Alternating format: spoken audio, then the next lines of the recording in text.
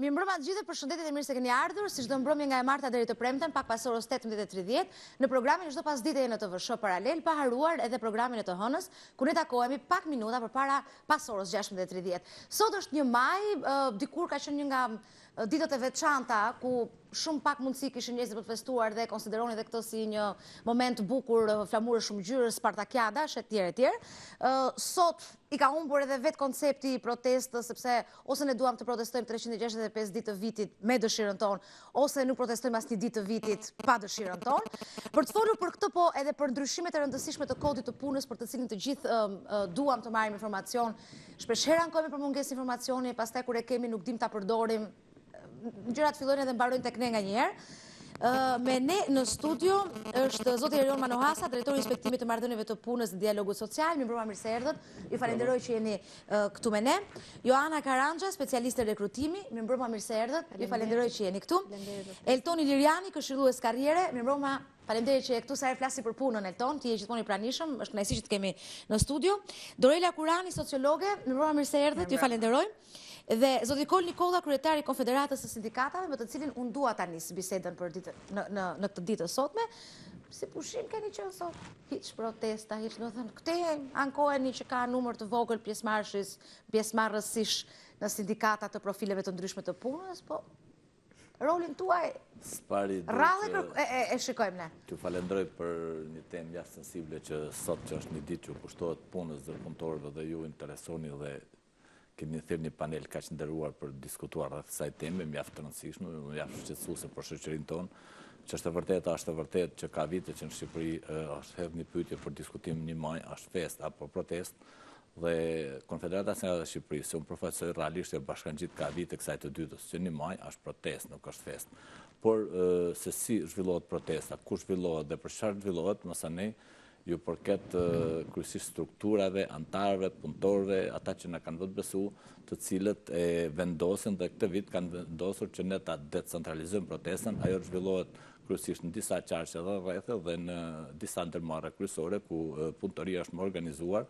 Këto janë një sër aktivitetesh, jo thjesht protestë për të dalë në rrugë, për të djegë goma apo për të kryer tym, por protestë në formë apeli për të bërë e qeverisë, punëdhënësve, politikbërës, ekzekutivit, legislativit shqiptar, si një ditë simbole punëtorëve që ata kthejnë vëmendjen edhe një herë nga punëtorët, pasi normalisht kërkesa jonë është e vazhdueshme, nuk është vetëm me datën 1 maj, është kërkesa për vëmendje dhe kërkesa për përkushtim dhe për drejta e lirisë themelore të punëtorëve është gjatë 365 ditëve.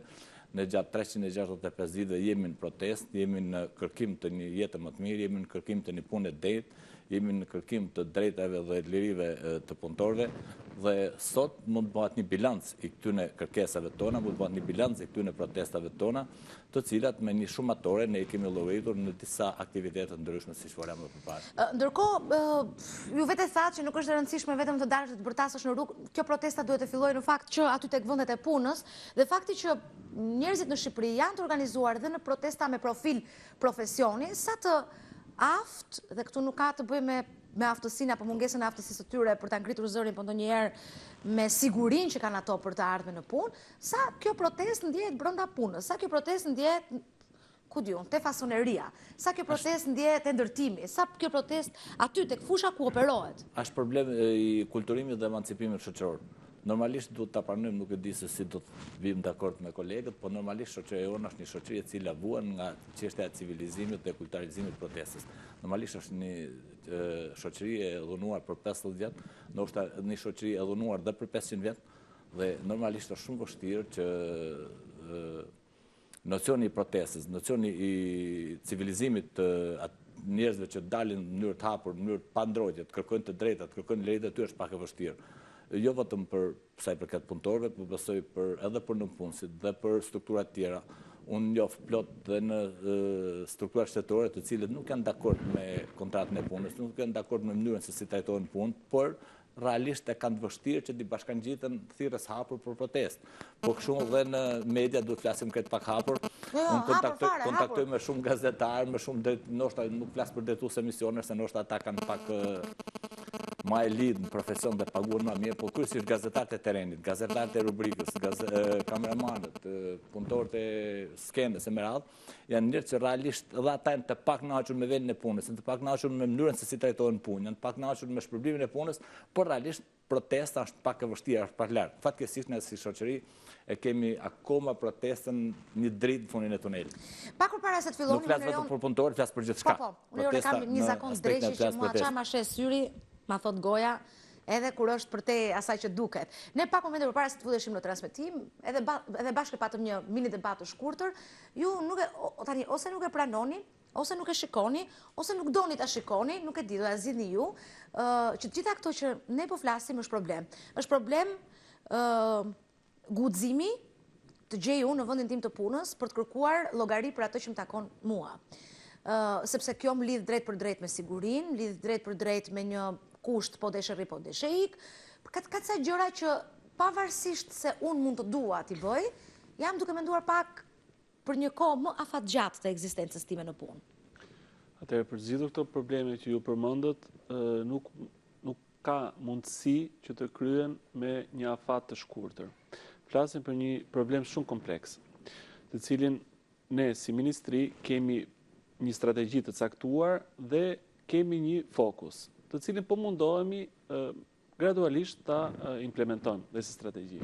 Kjo strategji ka 3 element kryesor. Elementi parë është pjesa legislative, ku ne kemi veçanërisht për përmirësimin e kushteve të punës, kemi transpozuar një numër shumë të lartë direktivave të Bashkimit Evropian dhe së fundmi po bëjmë ndryshime në kodin e punës që u miratuan në Këshillin e Ministrave. Shtylla e dytë është zbatimi këtyre dhe këtë do ta lidh me pjesën e parë të legjislacionit ku ne kemi tentuar me këto ndryshime ligjore që ta bëjmë më të zbatueshëm. Do të thënë dispozitat e kodit të punës ishin aty, ishin shumë të mira, por ishte shumë e vështirë për të zbatuar. Mund të përmend rastin e diskriminimit në punë apo të shqetësimit seksual në vendin e punës. Dhe pse kishte një dispozit, dhe pse ishte penalizimi përkatës, bara e provës ishte për punëmarrësin. Ne, për të bërë më të zbatueshme, e kemi spostuar barën e provës nga punëmarrësi tek punëdhënësi. Është punëdhënësi tashmë me ndryshimet e reja të kodit punës që duhet të vërtetoj faktin që nuk ka ndodhur ky diskriminim në vendin e punës apo ky shqetësim seksual, dhe për diskriminim kuptojmë të gjitha llojet e diskriminimeve, përfshirë dhe atë që përmendët ju. Dhe po mundohemi që ta bëjmë më të zbatueshëm duke përdorur dhe institucionet e varësisë, siç është Inspektorati i Punës dhe Shërbimeve Shoqërore, i cili ka nevojë për punojësin. Është vetë punojësi ai që kërkon zbatimin. Ajo fraza që ju përmendët, fakti që po të pëlqeu mirë, po s'pëlqeu mund t'ikësh, ndodh në çdo vend. Dhe në Gjermani të shkosh, mund të ketë punëdhënës i thot punëmarrësit, po të pëlqeu kontrata që kemi firmosur bashkë, po s'pëlqeu mund t'ikësh. Sepse ti firmos një kontratë në fillimin e marrëdhënies pune. Patjetër, po për të cilën shpeshherë je i detyruar në mungesë të një alternative tjetër. Je i detyruar. Unë kam nevojë për punë tani, do mbaj familjen. Ai më thotë që ti do firmosësh këtë kontratën, unë vërtet do t'jap 80.000 lekë, po marr një shembull, por ti do firmosësh sikur paguhesh për 21.000 lekë. Tani, përballë ushqimit të fëmijës në shtëpi dhe përballë dinjitetit tim profesional, këtë duhet të zgjedh. Nga pikpamja njerëzore, i lëm postet, drejtorët, nga pikpamja njerëzore dhe humane, këtë duhet të zgjedh? Ushqimin e fëmijës apo dinjitetin tim që mua s'ma shkel njëri me këmbë se është kontrata në mes? Atëherë, kjo pyetje nuk ka një përgjigje të thjeshtë. Nuk flasim për zgjedhje midis ushqimit, sepse tregu punës është një treg i hapur. Ne po synojmë që të rrisim numrin e punësimeve dhe të rrisim dhe si rrjedhoj cilësinë e tyre, sepse nuk mund të rrisim punësimin duke rritur skllavërinë në punë. Do të thënë duhet kemi një lloj rritje punësimi duke rritur dhe krahas cilësinë. Dhe kjo është strategjia që po ndiqet. Duke rritur punësimin do rritet dhe mundësia e zgjedhjes së punës nga ana e punëmarrëse. Dhe duke rritur këtë lloj zgjedhje do rritet gradualisht, dhe është rritur në fakt, sepse ne statistikat e tregojnë atë që kemi një numër më të lartë persona. Duke besuar tek rritja e ndërgjegjjes së punëmarrësve, të punëdhënësve, Apo duke i vendosur nga një policë në kompani për të kuptuar si po zbatohet ligji? Tani vendosja një policë në kompani është e pamundur, sepse dhe numri i inspektorëve të punës është shumë i ulët nga ai që kërkohet. E mora si policë në kuptimin e rojes, ai që mban roja në rastin fjalë është inspektori i punës apo inspektori tatime në rastin e informalitetit. Dhe është e pamundur që ta të kontrollojnë. Ne flasim këtu për një mundësi që t'i jepet. Kjo është e lidhur më shumë me rritjen e punësimit. Këtë problem nuk e ka vetëm Shqipëria. E ka gjithë Bashkimi Evropian me përjashtime shumë të vogla. Madje dje në një prezantim që u bë i ligjit zanateve, i cili është një ndër mënyrat që janë zgjedhur për të rritur punësimin, domethënë duke rregulluar këto zanate, ne do mundojmë të rrisim punësimin në atë fushë të caktuar. U përmend rasti sepse është marrë si shembull ligji gjerman dhe aty ishte një ekspert nga Gjermania, i cili tha që edhe në Gjermani, që është vendi shembull që merret për çdo aspekt pozitiv, ka papunësi. Dhe Gjermania ka papunësinë e vetvete. Por kjo do thotë që aty nuk ka mundësi vende pune. Domethënë duke i dhënë mundësinë e zgjedhjeve punëmarrësit për vende pune saktuar, evitohen dhe ato situatën që ju përmendët, dhe duke kontrolluar pastaj nëse zbatohen, sepse ju thatë duhet bëhet kompromis para prak për të filluar një vend pune. Nëse ke mundësi zgjedhje, nuk e bën atë kompromis, sepse mund të marrë mundësinë e zgjedhjes midis një vendi pune me kompromis dhe vendi pune të mirëfillt. Kaq mirë është tani sa mund kemi 3-4 alternativa dhe të zgjedhim? Ne kemi gjithmonë, nuk është kaq mirë. Çdo kund ka alternativa, edhe për pozicionin tuaj dhe për pozicionin tim ka alternativa pune. Duke filluar nga profesioni më i thjeshtë deri te profesioni më i vështirë ka mundësi zgjedhje për pozicionin e punës. Doja ta shpërndaja bisedën sepse nëse ka mundësi, pse ka gjithë këto njerëz që ankohen? Do të kemi gjë parasysh që me një treg pune totalisht të deformuar si që në Shqipëri, me një treg pune me punë kërkues të pa kualifikut, pa specializu, dhe në një treg pune me informalitet, është shumë vështirë që të problemet shkojnë kaq në vimësi si thot drejtori. Ja, Eltoni gjithkohës edhe në rekrutime edhe një paka shumë tregun, një kërkesat, ofertat. Me sa po shkoj unë jam në mes të dyve, do t'isha ullur aty. Hajde, Elton. Jo, duat të them që jam dakord me kulturën e protestës në Shqipëri që nuk ekziston. Jam plotësisht dakord edhe me bazën ligjore, që përmend zotëria, sepse shteti në fundit është regulator, bën bazë ligjore dhe inspekton. Sa po e tha që nuk mund të marrë të gjithë i bëj inspektor.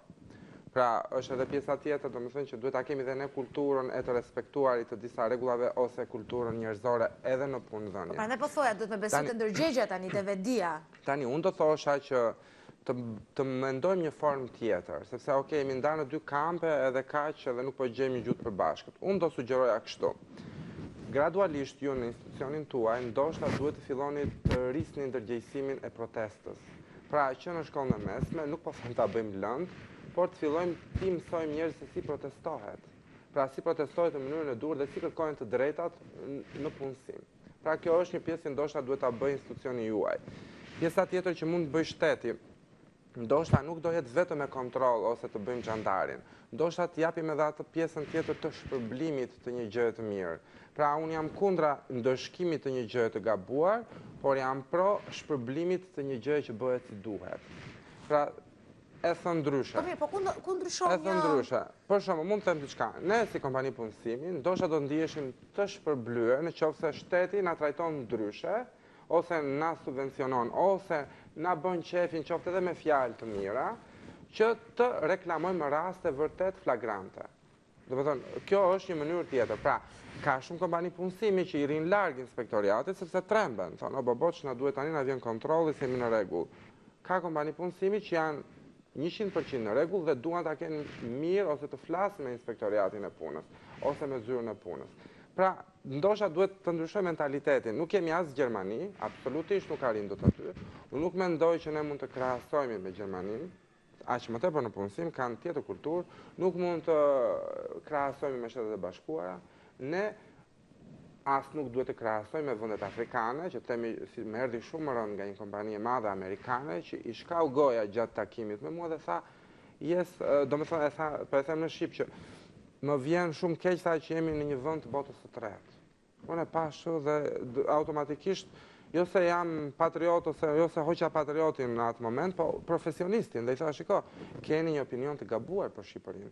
Pra ne nuk kemi as Gjermani, po nuk kemi as vend i botës së tretë. Pra edhe këtu duhet të gjejmë një rrugë të mesme. Ajo që unë do thosha është, edhe vetë konflikti që kemi për ditën e 1 majit e tregon situatën tonë. Ne kemi shoqërinë të ndarë në 2 pjesë, ose le të themi një pjesë më të madhe besojnë të 1 maj që duhet jetë fest. Dhe gjithë shkojnë dhe bëjnë mishin e hellë dhe festojnë dhe etj. Ndërkohë që një pjesë shumë e vogël. Dhe s'kujdesen fare as për mbeturinat, se mirë, okay, një arsye për të festuar, një ditë për festuar, po shkojnë në edhe pis parku. Mendojnë që mund të protestojnë dhe nuk protestojnë si duhet, siç e thatë edhe ju. Pra, ta përmbledh, duhet të mësojmë shqiptarët të protestojnë, të fillojmë nga rinia, ç'është bërë tashmë, nuk mund të mësojmë një 35 vjeçar të protestojë. Ndërkohë që ministria ndoshta duhet të fusë edhe këtë subvencionimin ose këtë joshjen që t'i bëjmë gjërat si duhet. Mund t'i përgjigjem sepse më tha disa element për përgjigje. Atëherë pikë së pari, unë nuk do t'i dalë mbrojtje sindikatave, po protesta nuk është vetëm në formë dialogu social. Sindikatat janë të pranishme në disa forume të ndryshme, siç është Këshilli Kombëtar i Punës, ku ka një dialog, ka kërkesa nga ana sindikatës, të cilat përballen me kërkesat nga ana biznesit, dhe me ndërmjetësimin e qeverisë arrihen në konsensus, në iniciativa ligjore, aktesh ligjore ose në ligjore në mbrojtje të punëmarrësve. Domethënë, nuk është se duhet protestojmë nëse arrihet dhe në situata win-win. Protesta është një situatë përballje. Nëse arrihet në këto mënyra të tjera, siç është unë përmenda Këshillin Kombëtar të Punës, por ka edhe mënyra tjera, kërkesa ndërmjetësimi, kur problematikat e punojësve, përpara se të shkohet në protestë apo në grevë, Kodi i Punës parashikon procedura të zgjidhet në bashkëpunim me ministrinë. Ne kemi zyrën kombëtare të pajtimit, kemi zyrat rajonale, dhe janë të shumë të rastet që na janë parashtruar nga ana sindikatave. Ndërsa përsa i përket nxitjes, Ministria e Mbrojtjes Sociale ka me anë të Shërbimit Kombëtar të Punësimit ka një formulë nxitje punësimit e cila veçanërisht 2 vitet e fundit është rritur në mënyrë eksponenciale për rritjen e numrit të punësuarve dhe të cilësisë së punësimit në vetvete. Domethënë ekziston ky element i nxitjes, por është një fushë të cilën mbulon dikush tjetër, nuk mund të flas me hollësira tani për shifra. Ne kemi folur kaq shpesh me Rindi në këto studio sa është 3 fishu vitin që kaloi dhe 2 fishu këtë vit fondi kombëtar i punësimit, nxitjes punësimit, dhe janë punësuar 4000 vet dhe pretendohet që për 2015, sepse ne jemi antar të bordit të Shërbimit Kombëtar të Punësimit, dhe për vitin 2015 mendohet që nga financimet e qeverisë nëpërmjet në formave të nxitjes të punësimit të punësohen të hapen 6000 vende pune. Për herë të parë në përvojën time profesionale e kam dhënë fjalën përpara burrave, pastaj grave. Kështu që tani do kërkoj pak ndjesë, se zakonisht por gjithmonë bëj të kundërtën, zonjat pastaj zotrin. Dorina, 1 maj protest apo fest? Zakonisht unë flas me ato statistikat, po sot nuk e kam. Çdo mos s'ka problem, ti vetë je mendon. Zotërinj që flasin për shifra, që ne i kemi, domethënë në realitet i shohim se si janë, marrëdhëniet punëdhënës dhe punëmarrës, po shpesh herë institucionet trëmben nga edhe përfaqësuesit e institucioneve apo pronarët e firmave të mëdha trëmben nga fjala protest, po në rastin e 1 majit nuk duhet të jetë e tillë. Nuk duhet trëmbesh nga fjala protest. Rasti 1 majit është pikërisht një përkujtimore e një proteste të madhe, e cila, domethënë, u bë në Chicago në ato kohë dhe për të realizuar të drejtat të mëdha të punëtorëve. Atëherë, domethënë, slogani i kësaj proteste të madhe ishte 8 orë punë, 8 orë dofrim dhe 8 orë gjumë. Çka do të thosha një baraz? Si neve, ne kështu kemi. Çka do të thosha, domethënë, arritjen e një farë, domethënë, atë shfrytëzim aq të madh të njerëzit, po luftohej kaq shumë për të realizuar disa të drejta që i takojnë çdo personi, çdo individi që fillon marrëdhëniet, domethënë marrëdhëniet e punës. Kështu që për mua 1 maj duhet të jetë protest e formës paqësore, siç jemi, sepse në Chicago u shkaktuan viktima, po flasin për vitet 1800, po flasin për ato vite, por si përkujtimore duhet jetë protest, sepse duhet t'i kujtoj, domethënë çdo kujt që ka të drejta në vendin e punës, ka dhe përgjegjësi, po ka dhe të drejta. Ëndra jetës time është njerëzit për shembull të paguhen me performanca, pune, me afate, shëncikarin 8 orë, 16 orë, 20 orë, ti me përsi për të bësh një punë, të cilën mund ta bësh për 2 orë, për 10 orë, për 7 orë e kështu me radhë. Kjo do kishte qenë ideale fare, po këto janë ëndrat e mia në sirtar, kështu që po i lë aty po Kjo është një ëndër e parashikuar kodin e punës, ose është parashikuar një kontratë të tillë. Kur do dali, kur do vi që unë do marr përsipër të bëj këtë punë, do ta dorëzoj ditën e premte, se e bëj të premten para dite, se e bëj gjatë javës nga 1 orë. Kjo është një çështje e imja, dhe kështu eliminon edhe të gjithë vegetarët që paguhen me rroga fikse, njëri punon 1 orë, tjetri punon 10 orë dhe gjithë njerëzit paguhen fundë dhe pastaj demotivohen në kështu me radhë. Më fal të që po ndërpres. Para se të jemi tek performanca, më shumë unë besoj që duhet të fokusohemi tek roli i barazisë gjinore. Në pjesën e dytë. Dhe pastaj tek performanca. Prandaj jemi, se kemi ndryshime më në fund të kemi dhe ne ca të drejta më shumë, se duket se edhe tek ndryshimet të punës parashikohet edhe rregullimi i barazisë gjinore, dhe në ca çështje që nuk konsideroheshin si të tilla. Nëse zotëria mori Gjermaninë si shembull, unë do merrja pikërisht këto vendet Island, Norvegji, ku ka arritur një barazi gjinore e tillë që konsiderohen si vendet më të lumtura, ku ka barazi gjinore, ka lumturi. Kështu që të fokusohemi pak tek. Ku ka barazi gjinore, po me motor, po. Jo kështu, me të nxitur, me të shtyrë, me kuotim, me meritokraci, me lista, me meritokraci. Nëse e shtyra, si e burru se grua. Nëse e shtyra sill rezultat, le ta shtym. Joana, përvoja e para një shikon një majnë si protest, si protest. Atëherë, bazuar te eksperjenca ime si rekrutuesa, unë takoj shumë kandidat gjatë ditës. Dhe një nga pyetjet që ne si rekrutues bëjmë, themi, domethënë pse mendon që mund ta bësh këtë punë, ose pse do ta lësh vendin e punës aktual dhe të futesh te kjo kompani. Një nga, domethënë, shumica e përgjigjeve është punoj shumë jashtë orarit dhe nuk paguhem.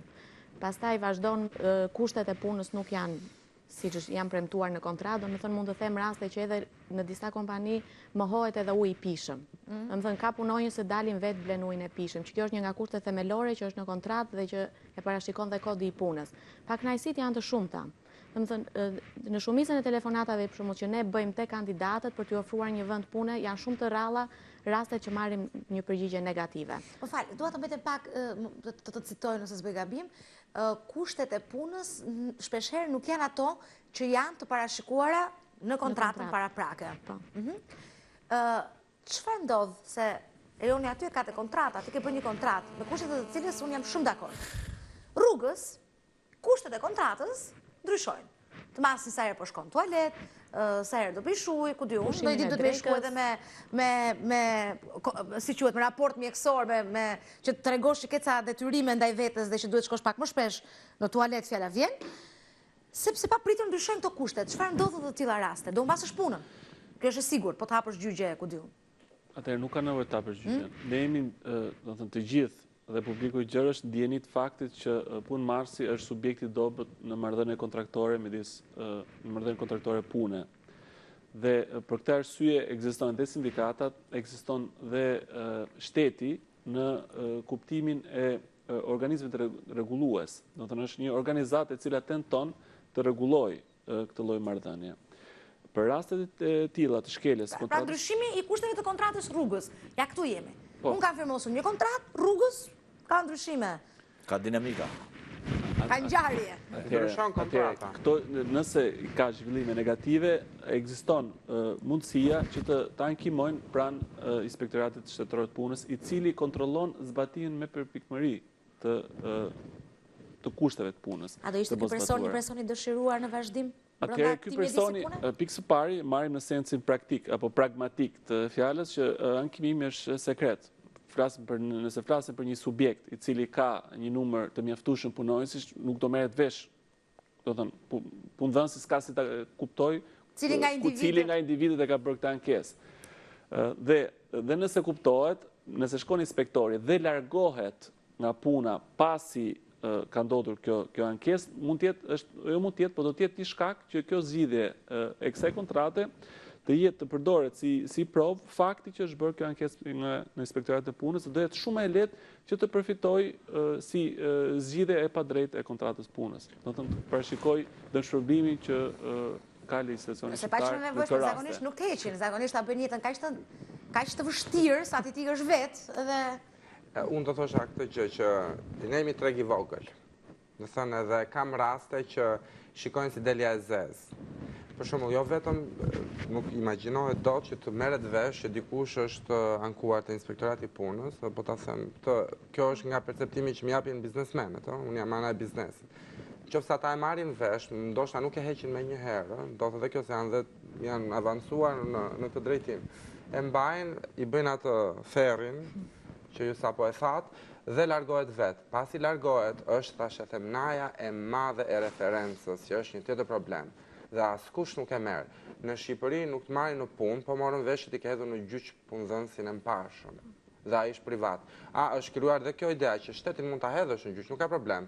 E thon bravo, i morë edhe lekët. Ndërkohë që po morën vesh që X kompani është hedhur në gjyq se është pushuar nga puna, nuk të merr tjetri. Edhe kjo gjë përhapet më një herë. Sepse i duhet të njëjtën situatë nesër. Biznesmenët e njohin njëri tjetrin. E njohin njëri tjetrin dhe flasin. Duhet të ndërhyjë sjellë edhe përvojën, sepse ne merrem ose kemi funksion të problem. Normalisht problemi nuk mund të zgjidhet as pas rasti. Të gjithë të rastet, të gjithë janë destinuar për dështu, nëse dikush ankohet individualisht. Kjo është dhe praktika europiane.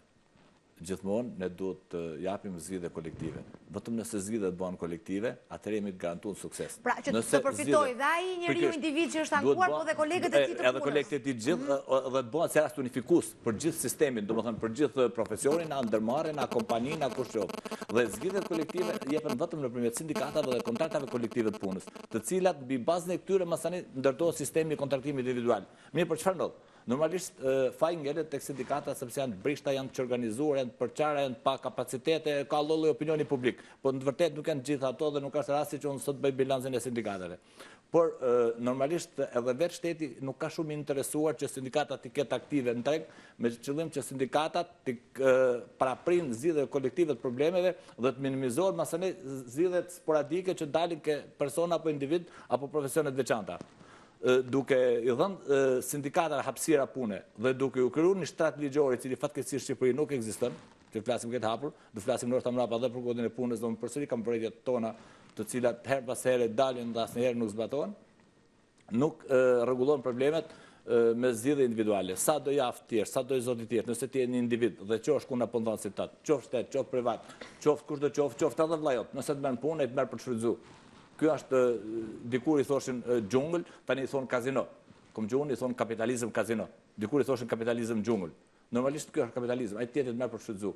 Dhe nëse ti nuk arrin që të morësh kolektivisht, do të morësh ligjërisht, ne kemi një përvojë të shkëlqyer sepse kemi gjatë këtyre 2 vjetëve kemi 4 zyra ligjore, që u garantojmë falas mbrojtje ligjore gjithë punëtorëve.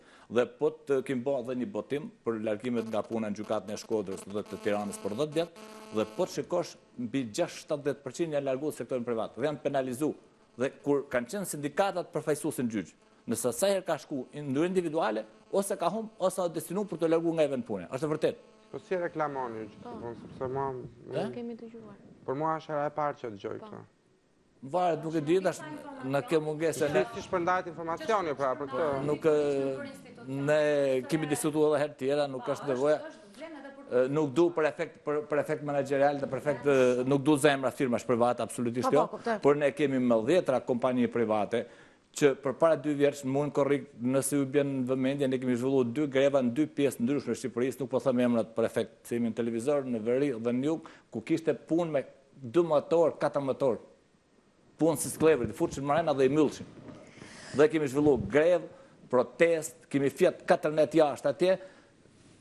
Gjerasit falenderoj kolegët e qeverisë, unë rrallë falenderoj qeverinë, por për atë rast meriton falenderohet, sepse në 12 natës am mbledh zyra kombëtare e pajtimit, kemi 6 orë, me gjithë ishte pronar i huaj, jo shqiptar, dhe më në fund u detyruam të bëjmë një kontratë kolektive e cila zbatohet cik për cik, 8 orë punë, janë 600 punonjës, të gjithë të kënaqur, vetëm nga nëra e sindikatës. Mas 3 muaj që të mos kesh eliminohen delet e zeza.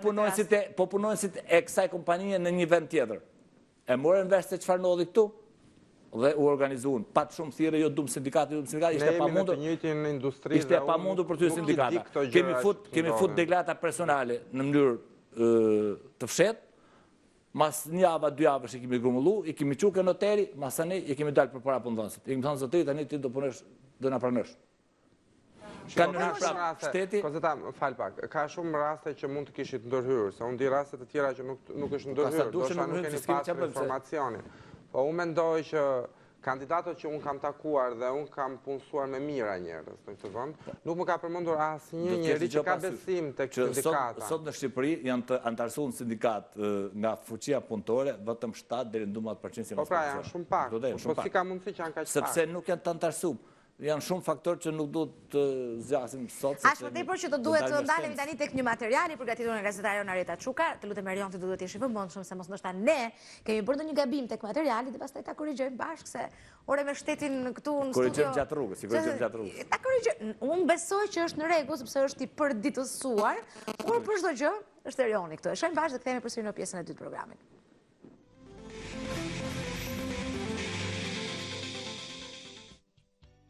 Kodi i punës ka pësuar disa ndryshime kryesisht në ato pika që rregullojnë marrëdhëniet e punës mes punëmarrësit dhe punëdhënësit, çështjen e pagesës për punët e vështira, lejen e lindjes dhe shëndetit në punë, si dhe punësimin e përkohshëm. Në ndryshimet e miratuara vijnë edhe disa përcaktime që synojnë ndalimin e diskriminimit në punësim dhe formimin profesional. Ndryshimet e miratuara janë: çdo punëmarrës gëzon të drejtën për të marrë lejen vjetore dhe kjo leje nuk mund të zëvendësohet më me kompensim financiar. Për çdo 6 orë pune, punëdhënësi do të kenë detyrimin të garantojnë një periudhë pushimi për punëmarrësit. Të drejtën për lejen e lindjes do të mund ta marrin njëri nga të dy prindrit. Prindrit do të marrin 2 fishin e raportit mjekësor pushim për fëmijët deri në moshën 6 vjeçare, si edhe 4 muaj leje të papaguar. Nëse gruaja kthehet në punë 63 ditë pas lindjes së fëmijës, prindrit kanë të drejtë të marrin 2 orë leje në ditë të paguar. Ngritja e agjencive të përkohshme të punësimit, të cilat sigurojnë mbrojtje ligjore për të gjithë personat që deri më sot kanë punuar të pambrojtur, si hidraulikët, elektricistët, pastrueset, babysitterët, punëtorët e ndërtimit me ditë e të tjerë. Nxënësit e arsimit profesional që do të kryejnë praktikën mësimore pra një subjekti do të paguhen. Përcaktimi i saktë dhe i plotë i rasteve të shqetësimit seksual në mjediset e punës. Këto ndryshime në kodin e punës pasqyrojnë propozimet e paraqitura nga partnerët social si edhe problemet e zbatueshmërisë së dispozitave të kodit të punës.